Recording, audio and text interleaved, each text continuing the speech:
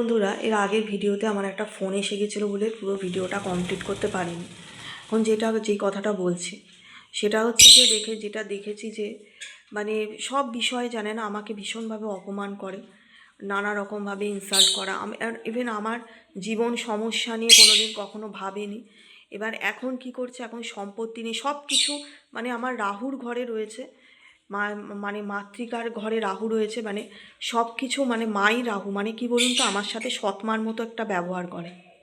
এরা সৎ মায়ের সাথে তার সন্তানের যে সম্পর্ক হয়, ঠিক সেই সম্পর্কটা কিন্তু আমার মায়ের সাথে, বা অনেক জায়গায় শাশুড়ির সাথে যেরকম বৌমার সম্পর্ক হয়, সেই সম্পর্কটা কিন্তু আমার সাথে আমার মায়ের।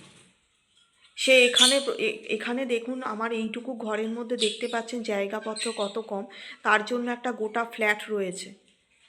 সেখানে থাকা সত্ত্বেও এখানে জোর করে এখানে এসে থাকবে। এখানে পাখা নিয়ে আপনাদের একটু দেখাচ্ছি, দেখুন।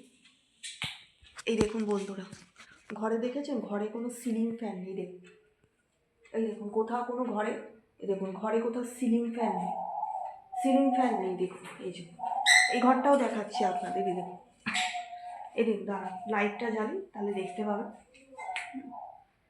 এই দেখুন, এই দেখুন, এই দেখুন, ঘরে কোথাও কোনো সিলিং ফ্যান নেই, একটা ভাঙা, ঠিক মতো চলে না, সেরকম একটা অনেক পুরোনো কালের একটা পাখা, এটা ভরসা।